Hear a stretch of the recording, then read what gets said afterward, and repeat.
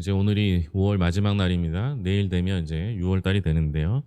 우리가 이제 로마서를 보면서 6월 달의 주제는 그리스도인은 무엇으로 사는가라는 주제를 가지고 함께 살펴볼 텐데, 오늘은 하나님의 의를 가지고 그리스도인 살아야 하는 것을 말하려고 합니다.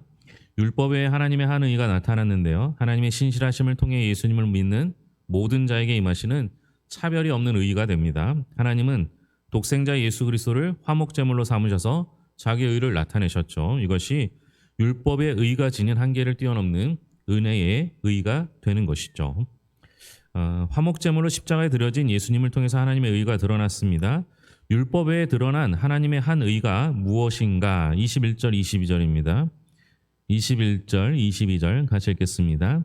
이제는 율법 외에 하나님의 한 의가 나타났으니 율법과 선지자들에게 증거를 받은 것이라. 곧 예수 그리스도를 믿음으로 말미암아 모든 믿는 자에게 미치는 하나님의 의니 차별이 없느니라. 율법에 나타난 하나님의 한 의는 22절에 보면 예수 그리스도를 믿음으로 말미암아 모든 믿는 자에게 미치는 하나님의 의라고 설명하고 있습니다. 21절은 하나님의 한 의가 나타나는데요. 이 의는 율법과 선지자들이 증거한 것이다 이렇게 이야기를 합니다. 여러분, 율법이라고 말하는 것을 그 성경에서 율법을 말할 때는 몇 가지가 있는데, 그 중에 하나가 율법하면 모세오경을 이야기합니다. 선지자들이라고 하면 모세오경 이후에 나타난 그 선지서들을 말하는 거거든요. 그러니까 성경에서 율법과 선지자들의 강령, 율법과 선지자들의 이야기, 이렇게 두 가지가 같이 반복돼서 나오는 경우가 있어요. 두 가지 같이 짝으로 나오는 경우는요, 이걸 그냥 구약 성경 이렇게 생각하면 됩니다. 그러니까 예수 그리스도의 한 의가 나타나는데, 이게 구약 성경에 이미 예언된 상태, 예언된 의라고 보게 되는데요. 그 의가 뭐냐? 예수 그리스도를 믿음으로 말미암아 모든 믿는 자에게 주시는 모든 믿는 자에게 미치는 하나님의 한 의라고 말할 수 있습니다. 이게 그 하나님의 한 의가 사실은 그 로마서에 흐르는 주제의 역할을 합니다. 근데 여기서 그러면 예수 그리스도를 믿음으로 말미암아 모든 믿는 자에게 미치는 하나님의 의라고 하는데요. 이 역할이 뭐냐? 그러니까 율법은 죄를 깨닫게 할 뿐 구원을 할 수는 없는 거죠. 그래서 절망에 빠진 인류를 향한 구원의 소망이 소개되는데, 그게 하나님께서 우리에게 주신 한 의, 그게 누구냐? 예수 그리스도임을 말하고 있습니다. 근데 이게 참 어려운 게요. 오늘 말씀이 좀 해석하는 부분들이 조금 이게 변화가 됐습니다. 특별히 예수 그리스도를 믿음, 모든 믿는 자에게 미치는 하나님의 의 할 때, 앞에 예수 그리스도의 믿음과 또 모든 믿는 자의 믿음, 이 믿음이 똑같은 믿음이냐라는 거예요. 이게 과거에는 이제 같이 믿음으로 봤는데요. 그러면 예수 그리스도를 믿는 믿음과 모든 믿는 자의 믿음이 이게 반복되면서 그 내용적으로 안 맞는다는 거죠. 그래서 앞에 나오는 예수 그리스도의 믿음은 다른 말로 하면 예수님의 믿음, 이렇게 번역하는 게 더 좋다 이렇게 이야기를 합니다. 사실은 이게 원어적으로 피스테오스 예수 그리스도라고 되어 있는데요. 피스티스예요. 그러니까 이 믿음, 이것이 믿음으로 번역되기도 하고요, 순종으로 번역되기도 하는데요. 이건 예수 그리스도로 말미암아라고 번역은 되어 있지만, 주어적 속격으로 이해하면 예수 그리스도의 신실함으로 말미암아. 그러니까 저는 이거를 그냥 똑같은 믿음으로 하더라도요, 예수님의 믿음, 그러니까 예수님이 우리를 향한 믿음. 그러니까 우리가 믿음이라고 하면 항상 내가 하나님을 향한 믿음만 생각하잖아요. 그렇죠? 그러니까 우리가 하나님을 아무리 잘 믿어도 하나님이 나를 향한 믿음만큼은 안 된다라고 설명드린 적이 있어요. 여러분, 하나님이 우리를 얼마나 믿으셨습니까? 내가 믿는 믿음은 하나님의 믿음 앞에서는 아무것도 아니죠. 여기서 믿음은 첫 번째 예수 그리스도를 믿음으로 할 때, 이 피스티스는요, 신실함, 예수 그리스도의 신실함을 뜻하는데요. 그 신실함은 예수 그리스도의 기인한, 예수님의, 하나님의 기인한 그 믿음이, 그 신실하심인데, 그것으로 우리를 믿는 거예요. 그러니까 변함이 없는, 우리를 향한 하나님의 변함없는 그 믿음으로 말미암아 우리에게 의가 나타났는데요.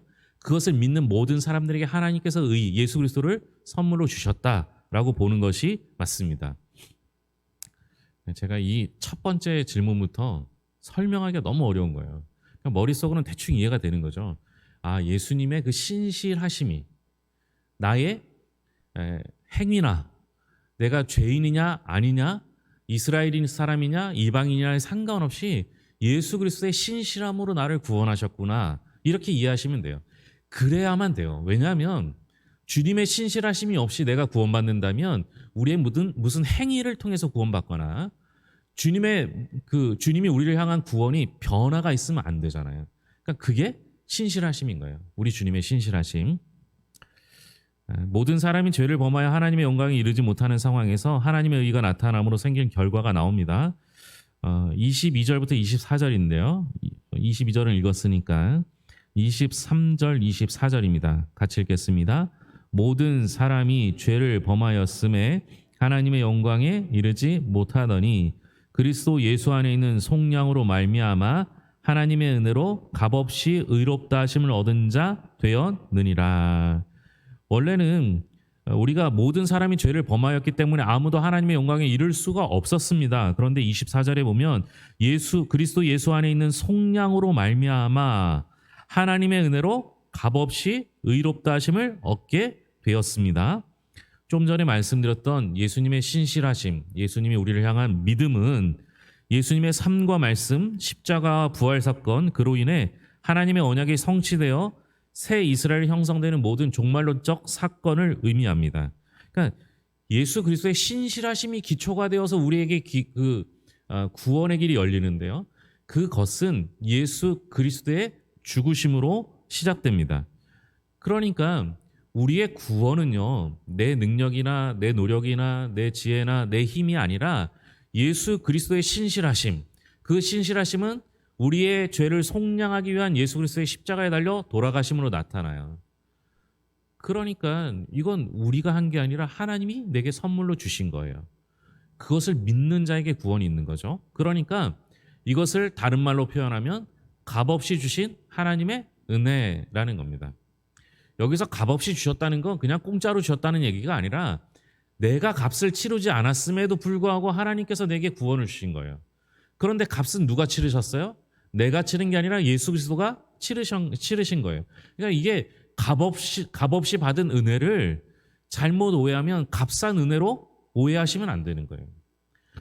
그 독일의 유명한 신학자인 디트리트 보네퍼가 말하기를요, 너무 값싼 은혜에 취해 있다는 거예요. 여러분, 절대 값싼 은혜가 아닙니다. 우리의 구원은요, 내가 죄값을 치르지 않은 것이지 나보다 더 존귀하고 나보다 더 뛰어나신 예수 그리스도가 대신 값을 치러주셨어요. 그러니까 내가 받은 이 은혜는요, 내가 받은 이 구원은 어마어마한 값을 치르고 얻어낸 구원이에요. 단지 내가 치르지 않았을 뿐이지 우리의 구원을 이루기 위해서 예수 그리스도가 얼마나 많이 죄값을 치르셨습니까? 차라리 내가 치렀으면 그렇게 비싸지 않았을 수도 있어요. 그러나 우리 주님이 치러주셨어요. 그러니까 내가 치르지 않아 내게 주신 은혜이기 때문에, 내게 주신 구원이기 때문에 그것이 구원이고 내가 치르지 않았기에 값없이 받은 은혜라는 거예요.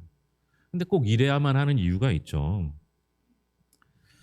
하나님은 자신의 의를 세상에 나타내기 위해 예수님을 무엇으로 세우셨는가? 25절 26절입니다.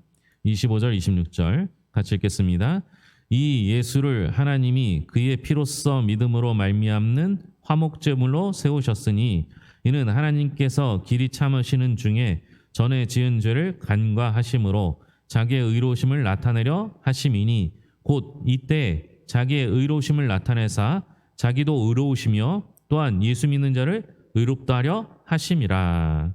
하나님은 자신의 일을 세상에 나타나기 위해서 예수님을 무엇으로 세우셨어요? 화목제물이라고 세웠습니다. 이게 번역이기 때문에요. 화목제물을 더 정확한 번역을 하면 속죄소라고 번역하는 것이 더 적절하다라고 학자들은 이야기합니다. 레위기 16장 15절을 보면 대제사장이 백성을 위한 속죄제 피를 속죄소 위에 뿌리는 장면이 나옵니다. 이런 배경에서 25절을 보면 하나님께서 예수를 속죄소로 세우셨다는 것은 하나님께서 예수의 피를 통해 그의 영광을 예수 위에 나타내신 것을 의미합니다. 그런데 여러분, 이렇게 어려운 말을 안 해도 보시면 25절에 보면 우리의 죄를 간과하심으로 말미암아. 저는 이게 너무 은혜가 되더라고요. 오늘 이 부분을 반복해서 읽었는데요. 하나님께서 우리의 죄를 일부러 잊어버리셨어요. 네. 그러니까 우리가 누군가를 용서 못하는 건 자꾸 그 사람이 미운 게 생각나서잖아요. 근데 우리 하나님은 의도적으로 간과하심으로 의도적으로 우리의 죄를 잊어버리셨어요. 그래서 또 다른 은혜를 반복해서 주시는 것이죠.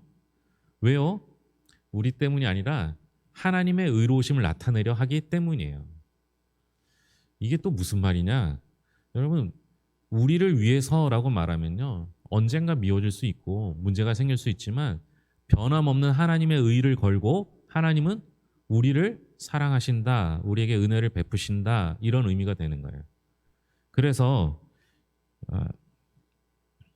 26절에 보면 곧 이때에 자기의 의로우심을 나타내사 자기도 의로우시며 또한 예수 믿는 자를 의롭다 하려 하심이라.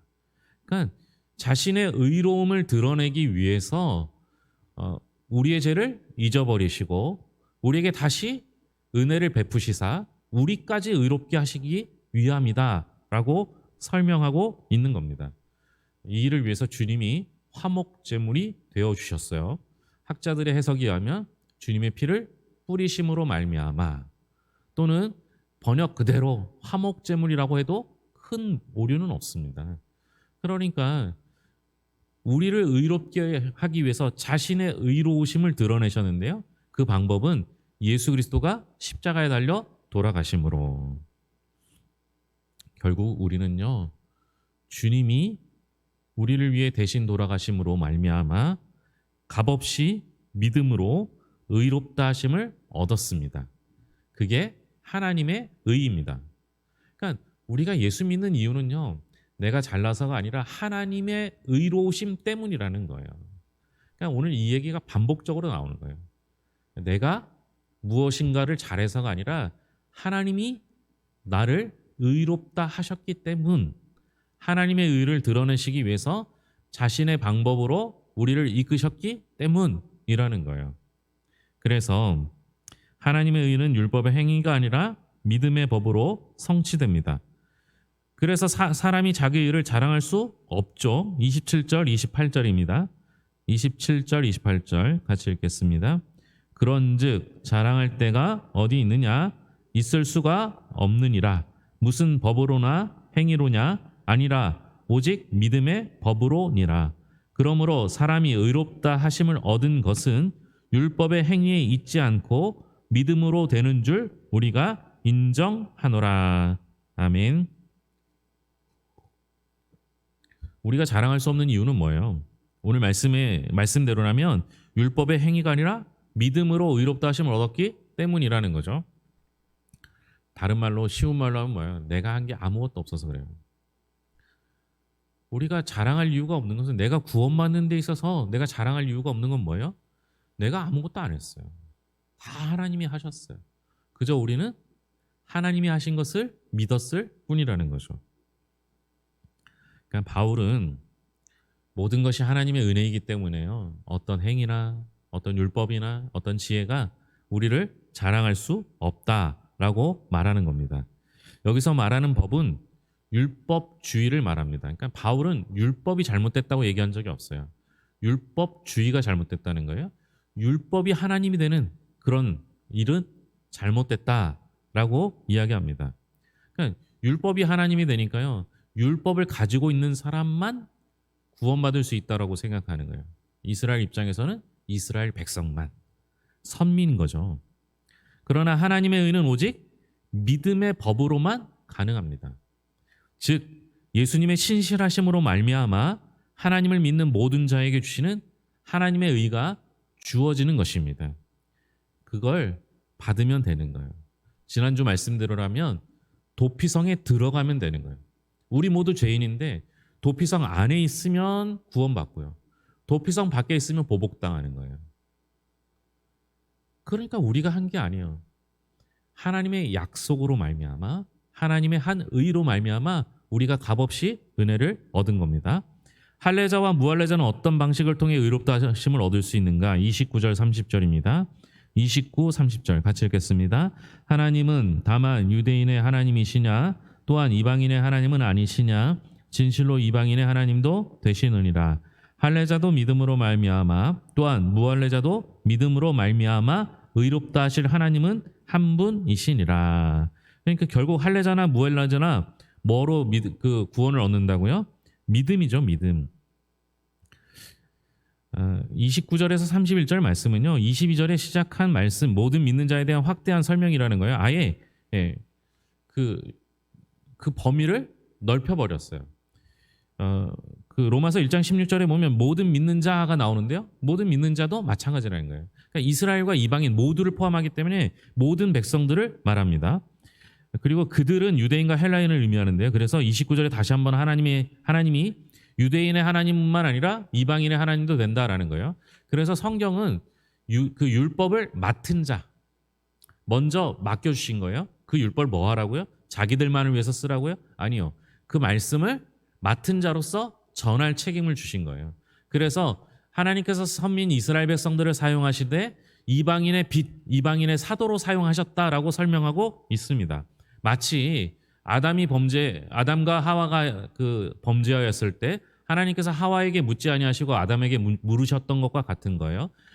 하와가 태어났을 때 하나님께서 하와에게 직접 하나님의 말씀을 주신 적이 없어요. 그러니까 잘못은 하와가 했다라고 치더라도 그 말씀을 전하지 않은, 그 약속을 전하지 않은 책임을 아담에게 물으셨던 것과 같은 거예요. 그러면 여러분 우리도 마찬가지죠. 우리도 예수님을 먼저 믿은 자잖아요. 먼저 말씀을 맡은 자잖아요. 그러면 우리가 해야 할 일은 뭐예요? 말씀을 전하는 자가 되어야 하는 거죠. 이게 꼭 필요하다라는 겁니다. 결국 우리에게 필요한 것은 율법이 아니라 율법을 통하여 드러나는 하나님의 의를 믿는 믿음이 필요한 거예요. 그러니까 결국 구원은 믿음으로 된다라는 겁니다. 그래야만 돼요. 그래야만 모든 사람이 구원받을 수 있는 길이 열려요. 아니 그렇잖아요. 누군가 행위로 구원받는다면요, 그러면 예수 안 믿는 사람은 평생 예수 안 믿을 수밖에 없어요. 구원을 먼저 주셔야죠. 구원을 주시고 그 구원을 얻을 수 있는 믿음이 우리에게 생기면 그 믿음을 통하여 하나님의 의를 따르게 되는 거예요. 그러니까 하나님의 의는 우리에게 이미 주어진 것이고 그것을 믿음으로 걷어들이는 자가 구원을 얻는 거예요. 그리고 그 구원을 얻은 사람이 믿음으로 행함을 이루는 거예요. 그러니까 성경은요, 이제 야고보서는 행함을 강조하고 로마서는 믿음을 강조한다고 하는데 그렇지 않아요. 믿음의 우선권이 있지만 행함은 믿는 자에게 나타나는 행위예요. 그 일을 이루기 위해서, 그러니까 완전한 믿음의 행위를 이루기 위해서 성화의 과정이 가는 동안에 우리는 부단한 노력을 해야 되는 것이죠. 그러나 구원 자체는 하나님께서 값없이 우리에게 주신 거예요. 그러니까 우리는 구원을 받는 자 되었으니까 이제 우리가 해야 할 일은 믿음으로 행함을 바르게 세워가야 되는 과정이 있는 것이죠. 아마 주님 앞에 서는 날까지 평생 성화가 되는 과정 속에 있을 거예요. 그러니까 다른 사람이 잘못한 거 보지 마시고요, 내가 하나님 앞에 드린 것도 자랑하지 마시고요, 그저 하나님 앞에 서는 그날까지 날마다 전진해 나간다, 이렇게 생각할 필요가 있습니다. 그럼 믿음과 율법은 어떤 상관관계가 있는가? 31절입니다. 같이 읽겠습니다. 그런즉 우리가 믿음으로 말미암아 율법을 파기하느냐? 그럴 수 없느니라. 도리어 율법을 굳게 세우느니라. 믿음은 율법을 파기하지 않고 굳게 세웁니다. 바울은 율법에 대해 부정적이지 않아요. 바울이 반대하는 것은 율법이 아니라 율법주의 사상입니다. 율법이 생명을 가져다 주고 이스라엘을 회복하고 메시아로 추앙되는 걸 반대한 것이죠. 그러니까 율법은 하나님의 말씀에 불순종한 자를 정죄하는 기능을 가지고 있습니다. 그러니까 율법을 통하여 죄를 깨닫게 되는 거예요. 그러나 율법 자체가 구원을 이루지 못해요. 우리에게 구원을 주실 수 있는 분은 유일하신 예수 그리스도 한 분밖에 없어요. 그러니까 율법을 통해서 죄를 깨닫고, 아, 내가 죄인이구나, 그래서 내게 하나님이 필요하구나, 내게 예수 그리스도가 꼭 필요하구나, 이걸 깨닫는 역할을 율법이 해주는 거예요. 근데 율법 아무리 붙잡고 있어도 예수 그리스도가 없으면 구원이 없는 거예요. 자꾸만 이단들이 행위를 묻잖아. 행위를. 너 예수 믿는데 왜 그렇게 살아? 이렇게 얘기하잖아요. 여러분 우리가 예수를 믿어도요. 우리의 죄된 본성이 바뀌는 게 아니에요. 그저 하나님께서 우리를 의롭다 칭하신 거예요. 칭하신 거. 불러주신 거예요. 하나님의 자녀로. 그러니까 여러분 율법이 우리에게 평생 필요합니다. 율법은 구원을 이루는 과정 속에 개입하기도 하고 때로는 구원을 이루는 사람들에게 바르게 나아갈 길을 제시해 주기도 합니다. 그 역할이 거의 다죠. 하나님의 의를 경험한 사람은 자랑이 바뀌겠죠. 육체를 자랑거리로 삼지 않고요. 예수 그리스도의 십자가만을 자랑합니다. 그러니까 여러분 잘 되든 못 되든 오로지 예수님 때문입니다. 예수님의 십자가만 자랑합니다. 그러니까 내가 이 복음을 부끄러워하지 않는다. 갈라디아서는 예수 그리스도를 믿는 믿음 안에서 십자가만을 자랑한다. 이렇게 바울이 이야기하잖아요. 그럼 바울이 얼마나 위대한 믿음의 선배였습니까? 그런데 그가 자랑한 것은 오직 복음, 오직 십자가였던 것이죠. 우리도 자랑할 게 아무것도 없어요. 예수님이 우리의 전부가 되십니다. 결국 왜 우리가 예수님 외에 자랑할 게 없어야 하느냐? 공동체 안에서 더 낫고 덜한 사람이 없는 거예요. 모두가 자랑할 게 없는 사람이잖아요. 그러니까 외적인 조건으로 공동체 안에서 사람을 차별하지는 않아야 합니다. 마찬가지죠. 하나님도 우리를 차별하지 않으세요.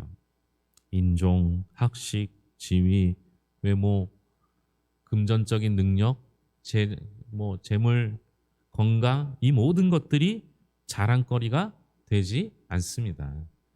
우리의 자랑은 예수님이면 충분하지 않습니까? 예수님만 자랑하는 성도들이 될 수 있기를 바랍니다. 기도하겠습니다. 하나님 아버지 감사합니다. 우리가 이제 로마서를 통해서 하나님 말씀을 보게 됩니다. 하나님 아버지 바울의 로마를 향한 간절한 마음으로 쓴 서신을 통해서 하나님의 복음의 진리를 깨닫게 하여 주시옵소서. 오늘도 구원에 대해서 함께 나누었습니다.